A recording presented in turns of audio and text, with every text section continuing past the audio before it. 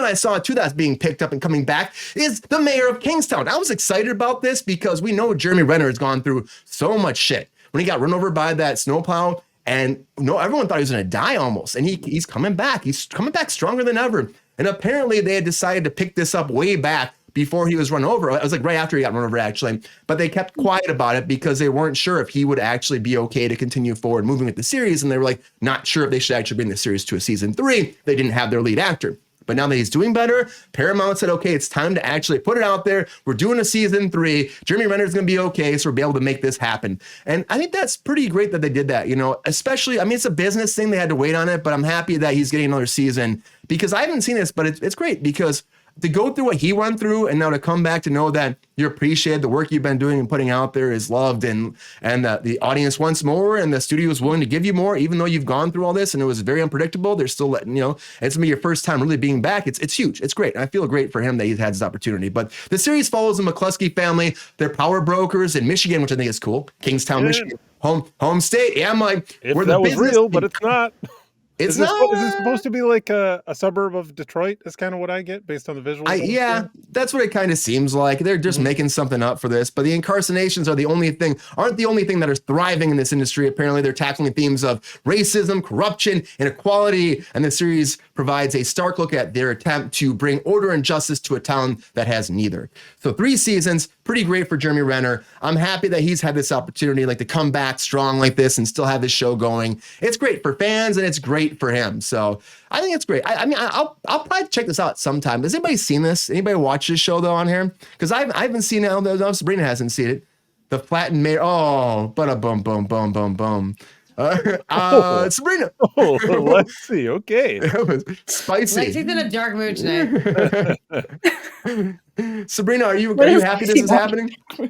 What? Am I what? Yeah, are you happy? You think this makes sense from the studio to make another season forward for this? I have not seen the show, but it has been received very well, and I am a fan of him and his work, and so yeah, of course I'm, especially going through that whole thing, like when he was hit with the snowplow, run over by the snowplow, he was helping his neighbor, all the things that came out was just he's a really good person who is just a human, which unfortunately I think is lacking these days, so someone who is in his position that is still willing to dig out his neighbor's car or help somebody. He's just, that's not something that really happens very often. So I'm very proud of him for being a good person.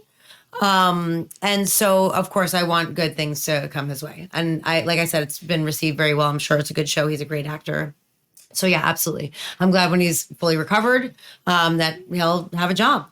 So it's amazing. And especially in this uncertain time where the strike is looming and the strike is happening, not looming. It's out there. And there's things Full getting canceled. And, but it's just so weird to me that they're oh, we're scrapping this whole thing. We're not doing this anymore. We're going to push that. We're going to pull that.